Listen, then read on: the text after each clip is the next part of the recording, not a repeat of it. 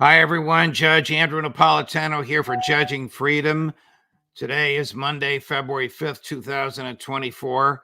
Colonel Douglas Macgregor joins us by phone because of traveling today. Colonel, we deeply appreciate your taking time out of a busy schedule to join us on the phone. Thank you very much for doing so. It's great to have you here.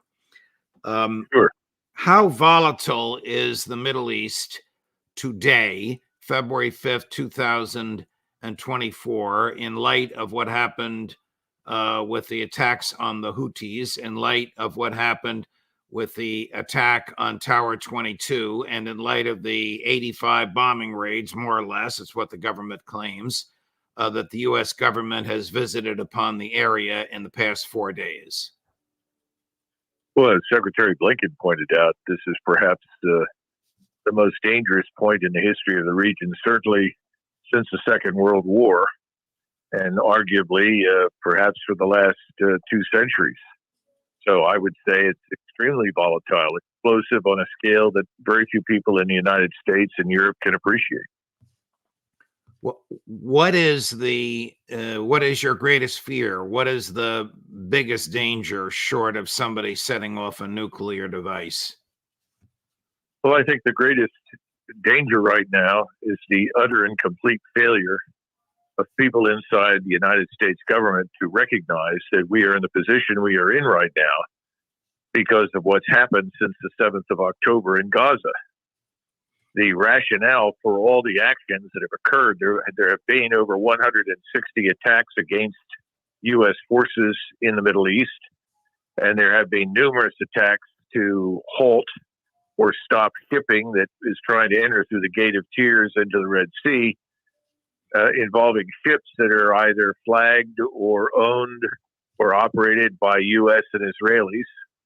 And these things are not accidental. They did not happen spontaneously in a vacuum. They are the campaign of mass expulsion or killing of Arabs in Gaza. That's the problem. And the failure to recognize that, the misguided notion that somehow or another Muslims simply hate people in the United States or Muslims just hate people in the West. This is nonsense. This is a direct consequence of that. We need to understand that, because if we genuinely want these attacks to stop, it's back to the requirement to get the president of the United States to intervene and simply tell Mr. Netanyahu, if you continue these actions, we will no longer support you. At which point in time, I suspect that 99% of all the hostility and attacks directed at the United States would end. There's a failure to understand that on the Hill. Now, how far can this go? This has the potential to become a regional war directed primarily at Israel and the United States and its presence in the region, with the possibility that we could also experience acts of terrorism here inside the United States, thanks to our open borders and unsecured immigration. I don't think anybody should discount that. And it seems as though the principal problem for us in the United States is this utterly insane enthusiasm for beginning a bombing campaign against Iran. What is the basis for? Why is the U.S. even considering? Why are people around Joe Biden even pushing for bombing Iran?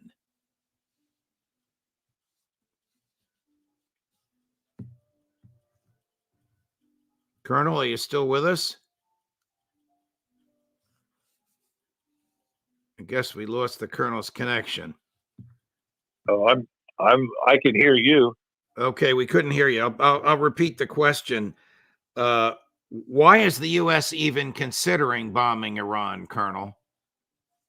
I think it's very simply because over the last 25 to 30 years has been a deliberate effort to try and make Iran responsible for everything in the region that Israel doesn't like. Israel has made Iran its principal opponent and decided that unless Iran is removed as a danger to Israel, which effectively means unless Iran is destroyed as a nation state, Israel will have no peace in the region. I think that's very misleading because I think all of the states in the region are as hostile or more hostile than Iran. But I think that's the problem, and they have convinced, using the U.S. media and substantial influence by the Israel lobby, Israel's agents in the United States, through various means of donations to campaigns and favors to key personalities in the U.S. government. They've managed to convince everybody in the United States that Iran is evil incarnate, that it is ultimately the principal sponsor for terrorism in the region. That's not true. But that unfortunately is what people have been convinced of. The interesting part is that now we have this argument that 3 Americans were killed, which is unfortunate, but 3 Americans in uniform, reservists who were in Jordan, were killed, and that this is now justification for an act of war against the Iranian state.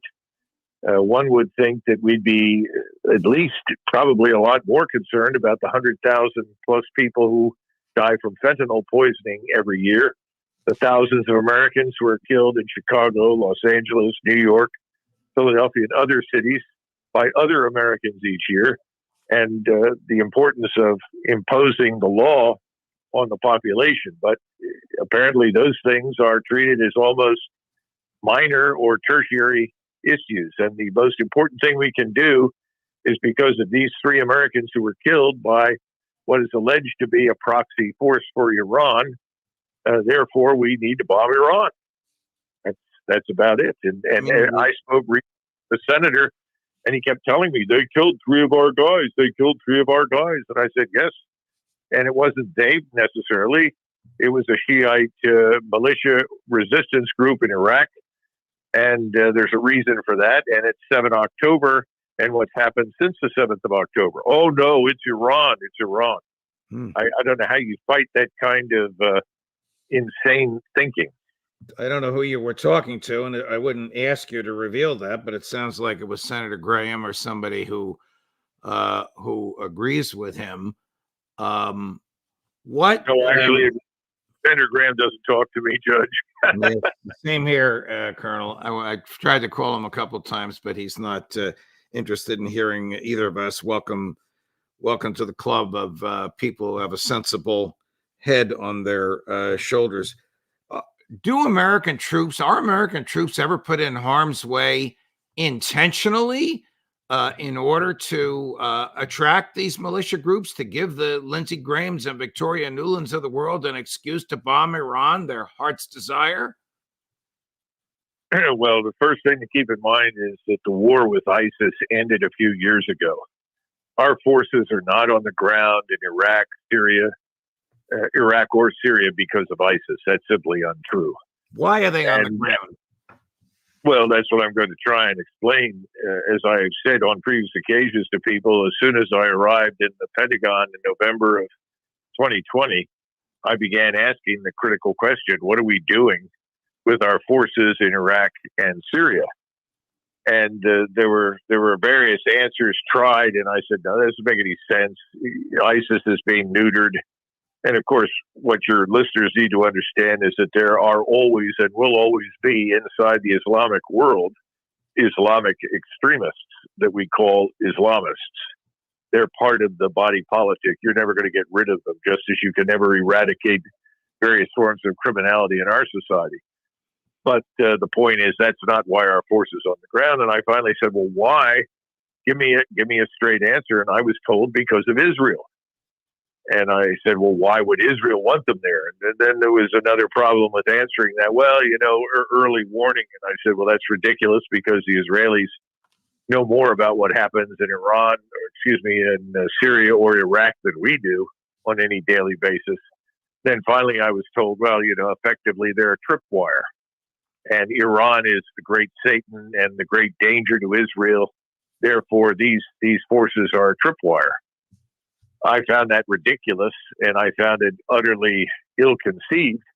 But I think that's one of the reasons that we've kept those forces in those countries. Also, keep in mind We've maintained a large presence in Iraq, I think, to conceal the truth that our intervention there has been a strategic catastrophe. And if we can maintain forces there, we can create the illusion that we'll see we're there because people still want us there. And that's absolutely not true. While there may be a very small minority of people who benefit from our presence, the overwhelming majority of people living in Iraq or Syria want nothing to do with us. And then, of course, you have the connection to the Kurds, and the Kurds have a strong anti-Iranian faction as well as a strong anti-Turkish faction. And we and our Israeli friends have seen it as advantageous strategically for us to maintain the Kurds as some form of leverage against both Iran and Turkey. So these are the kinds of things that I think are true. And unfortunately, we have 57,000 troops in the region now. And so you've got lots of tripwires. And 3 of these people killed, and now there are people on the Hill that are anxious to bomb, using this as a pretext. Add to this, the Iraqi government has on numerous times asked us to get out. Our presence there is unlawful. Our presence in Syria is unlawful. Our presence in Jordan is probably lawful. I'm sure the king welcomes us there, but that's a good chunk of the 57,000. Why not do what Reagan did after the bombing of the Marine barracks in the early 1980s in Lebanon? Just bring everybody home. I suppose old Joe doesn't want to do that. The Republicans would say he was a weakling. Well, President Reagan was a different person and had a different view of the region. We did not at that point unconditionally support whatever the Israeli government wanted. In other words, he was favorably disposed to Israel, as we all are, but he did not see any point to having U.S. forces in harm's way as a benefit strategically to Israel. Well, that's changed, and I think this current government sees it in precisely that fashion, and so, frankly, does the government, the Congress, that is the House and the Senate. They all see this as a wonderful opportunity to finally come to terms with the great Satan that is Iran. Is bombing diplomacy? No, absolutely not. In fact, bombing someone into submission just has not worked very well for us. We tried it in the run-up to Vietnam and then throughout the Vietnam period. People like to point to the negotiations that were held in Paris and Richard Nixon's decision to ramp up the bombing in order to bring the North Vietnamese to the table. But in the final analysis, these efforts to bomb, just as sanctions for the most part, haven't had much impact. Neither has bombing. What does happen is that you end up alienating more people and usually stiffening resistance against you. That certainly happened in Vietnam. It happened during World War II. I think we're seeing that same sort of thing emerge in the Middle East. And it just is not the right instrument if you're trying to change attitudes towards the United States. Colonel, is it your argument that if we were to bomb Iran, whether at the instigation of Prime Minister Netanyahu or because one of these tit-for-tat things that we're involved with now gets out of control, that we would actually begin the process that might jeopardize Israel's existence as a country? Well, the problem is that Mr. Netanyahu, I think, is playing an all-or-nothing game. In other words, he's decided to roll the dice.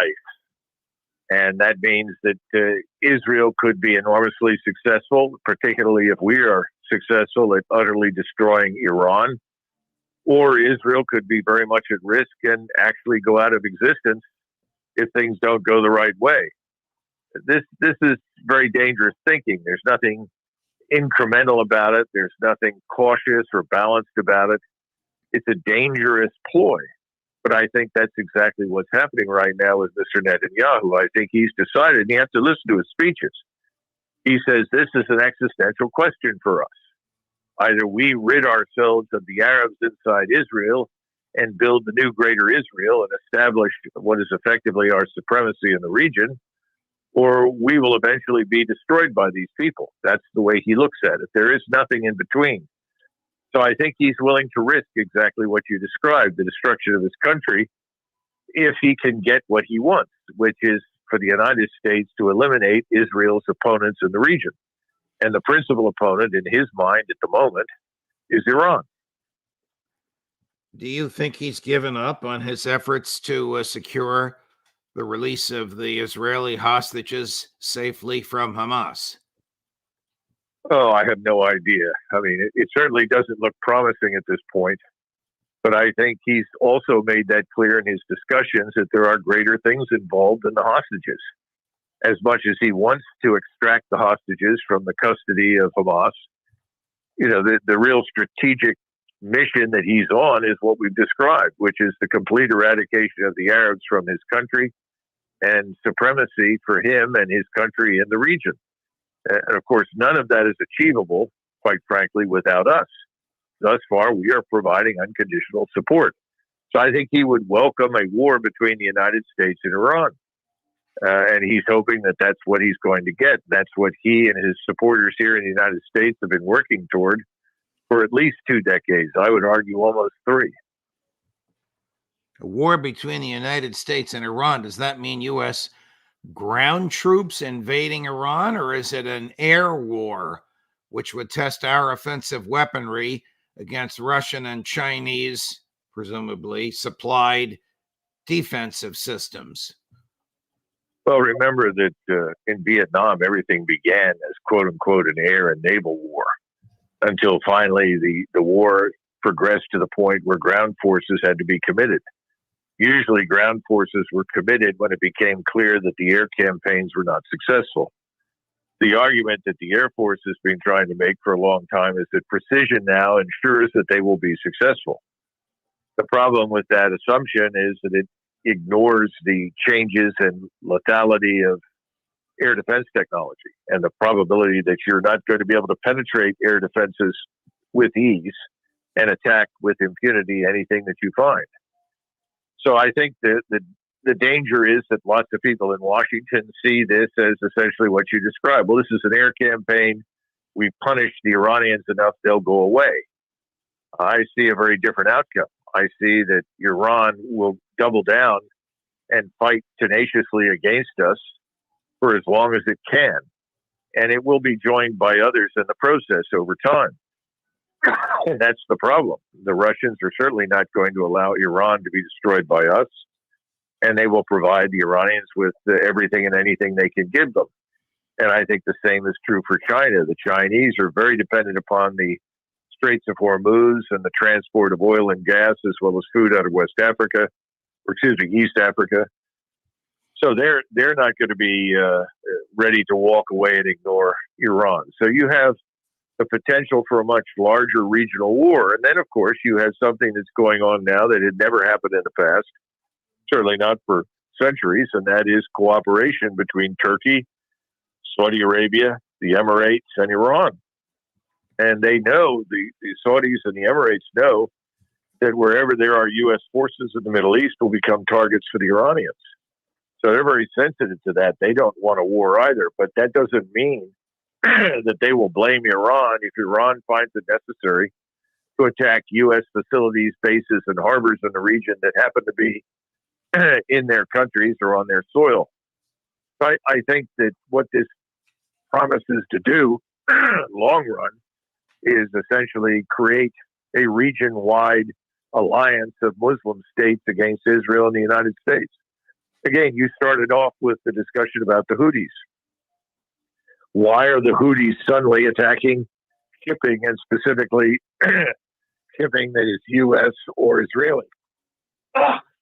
And the answer is very simple, because of what's happened in Gaza since 7 October. But no one wants to say that. In other words, we are under attack, we are under assault because of our support for what's happening in Gaza. That's it. If we stepped in and stopped what's happening in Gaza, the attacks against our forces in the region would stop. The Houthis would stop. Is Israel a strategic national security asset to the United States? At the moment, it certainly is not. It's an asset when it's a benefit. Right now, it's a hazard to us.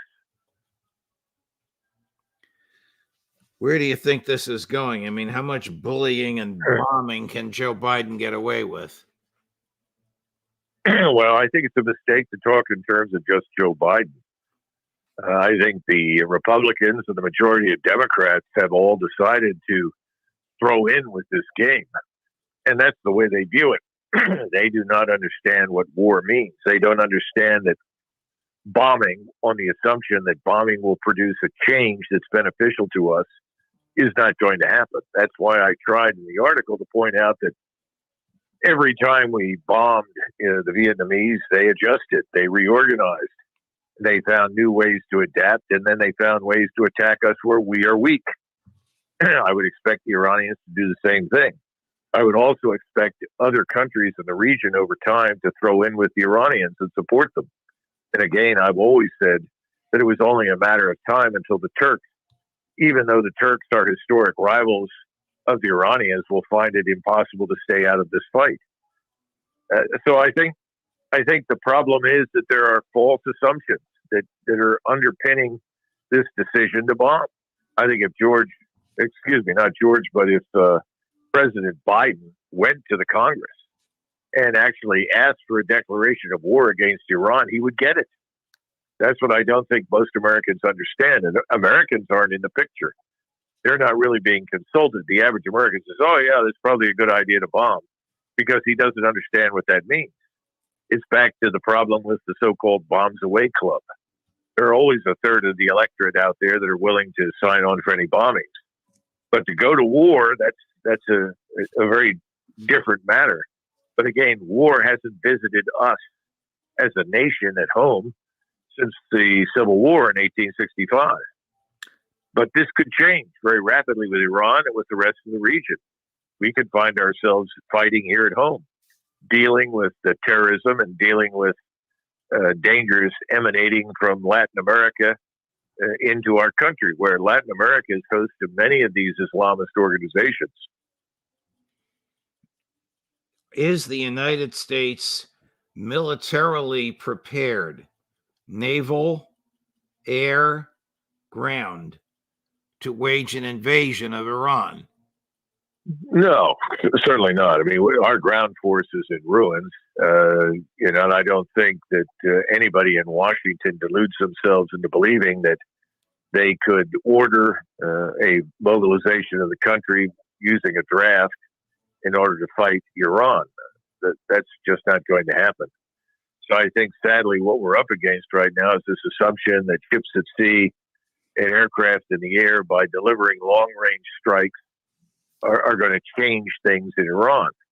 They'll change things. They'll make the place infinitely more dangerous and hostile to us, and Iran will have an inexhaustible supply of allies to help it. But it's certainly not going to induce change in Iranian behavior towards us. In other words, we're not going to bomb anybody into submission. That's absurd. That will not happen. Why do Western governments seek justification through war, Colonel? Well, I think, again, the use of long-range strike weapons is similar to sex without consequences. But we know that unless you use protection, you're going to have problems if you have sex with somebody. Well, the same thing is true in war. If you're bombing or striking with missiles or anything else, first of all, you have to have a very large supply of bombs and missiles.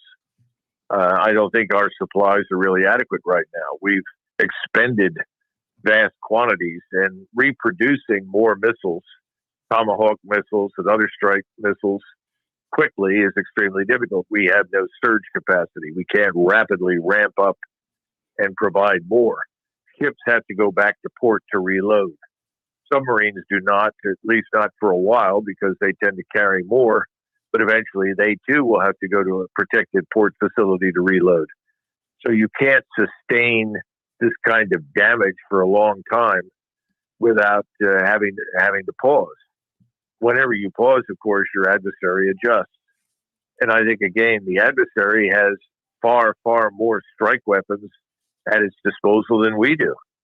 They have thousands of missiles ready to go, and those are precise, and they're going to hit us. Again, the problem is that the mind is stuck in 1991.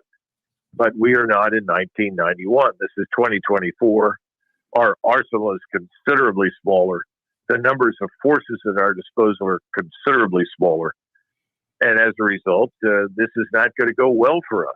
It's going to turn into a very long, arduous campaign if we embark upon it. I mean, your statements are so rational, so derived from a grand understanding of the forces at play here. I guess the chances are slim and none that the people running the State Department now, it presumably will be a different group of people a year from now, will not accept your rationale, and that this president will want to attack innocents abroad in order to enhance his political chances of re-election at home. Well, I don't know, if this is going to enhance anybody's chances for anything at home, because I think it'll be so destructive and counterproductive that no one will benefit from it inside the United States or in Great Britain, assuming the British tag along. I think you've got to go back to 2002 and 2003. And there were many statements and discussions made in Rumsfeld's office.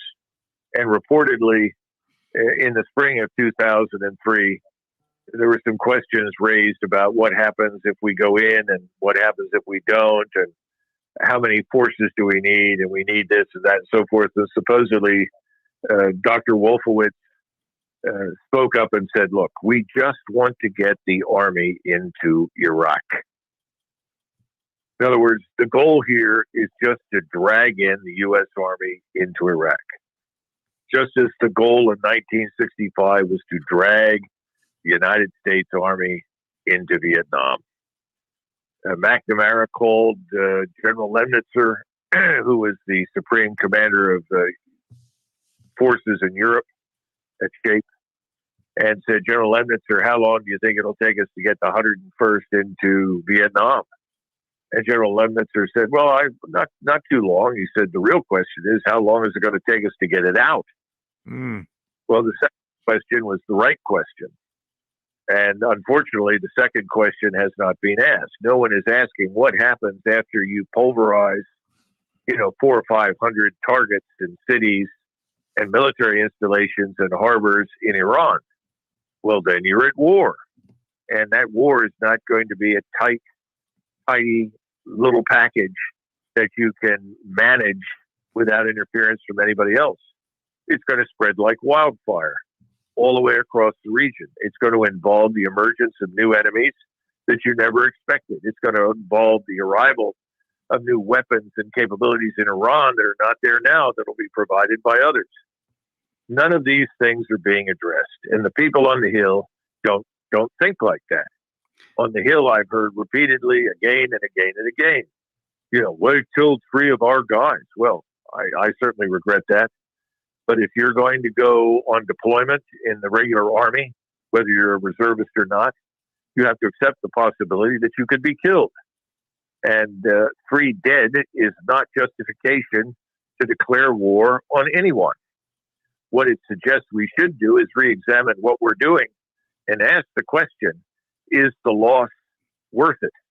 In other words, what do we gain by losing soldiers and resources in the region?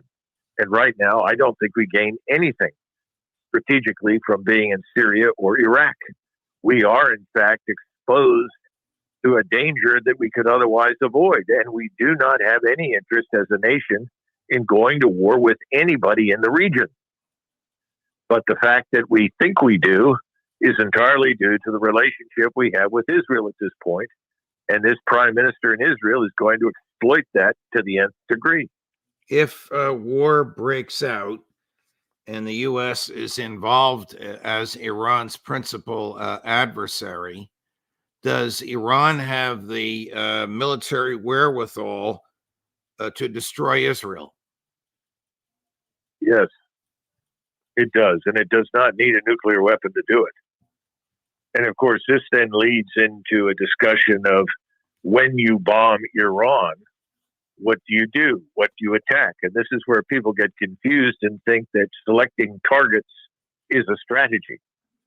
And someone will speak up, no doubt, on the Air Force side and say, well, we probably have more targets than we have aircraft, munitions, and ships and missiles.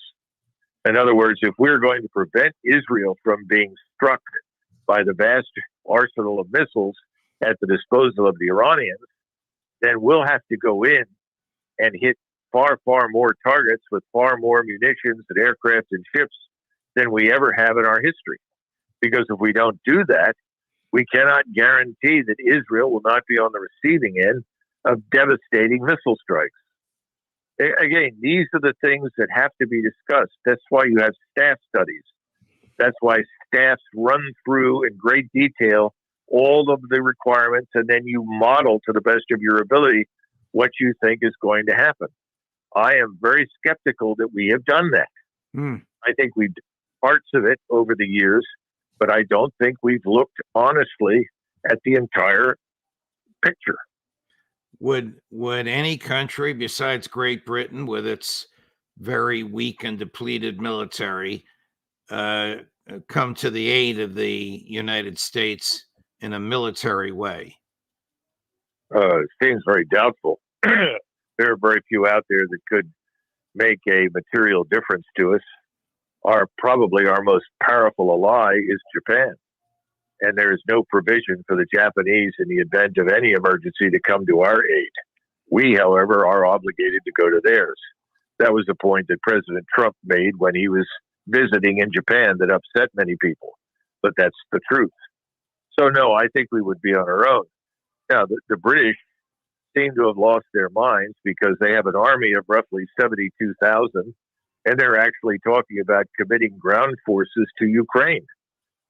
Well, 72,000 British soldiers, if you moved the entire army to Ukraine, would be swallowed up by the terrain and the force requirements that exist in the war between Ukraine and Russia.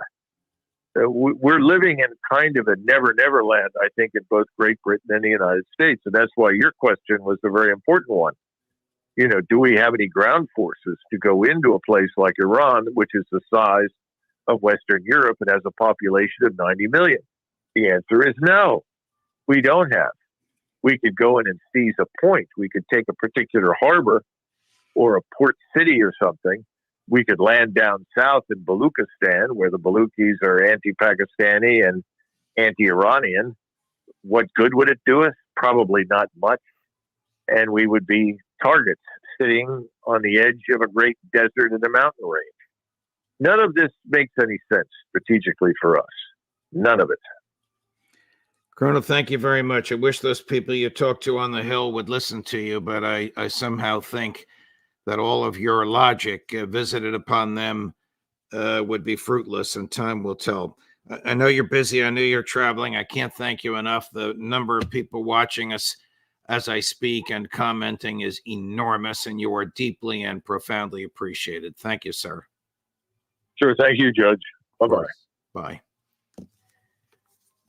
A bit terrifying, but gratifying that this program has access to the moral, mental, historical understanding and contemporary prudent wisdom of Colonel Douglas Macgregor. All of our regulars will be with us this week. Professor Mearsheimer, Professor Sachs, Scott Ritter of the Intel Roundtable at the end of the week, Kyle Anzalone, Phil Giraldi, Colonel Wilkerson, Aaron Mattei, and Max Blumenthal. Judge Napolitano for Judging Freedom.